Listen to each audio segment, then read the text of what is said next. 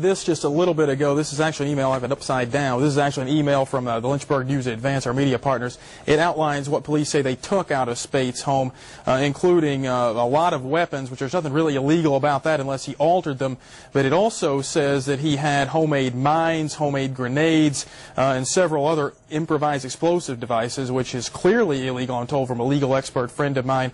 And we also talked to the chopper pilot that police say Spate fired at 7 times when he was still on the run. Take a look. One came up through the door here. And State Police pilot Don Childs doesn't describe part of his job as dangerous. He says that's pretty much a given. It's part of your job to be exposed to a certain amount of danger, but you always want to try to do your job without overexposing yourself. Sometimes he says he's forced to deal with the different degrees of danger, such as when investigators say Chris Spate took aim at Child's chopper earlier this week. How close did some of those rounds come to hitting you? Inches.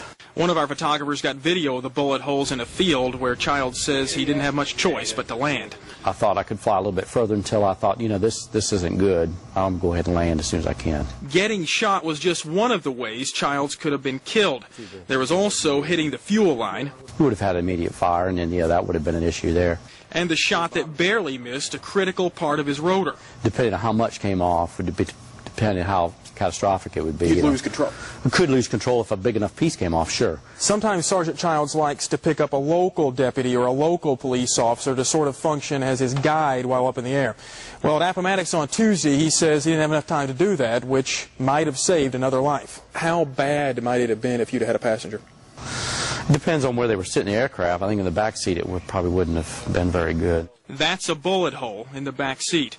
If the shooter was aiming directly at Childs, luckily, and Childs believed there was a lot more at work here than just luck, the accused, a man court records show once fired 75 shots at a range and missed his target only 3 times. Missed here, too. Quickly want to point out here, the chopper you saw in the hangar there is not the same one that police say Spate shot at. That one is in Chesterfield now for repairs, and also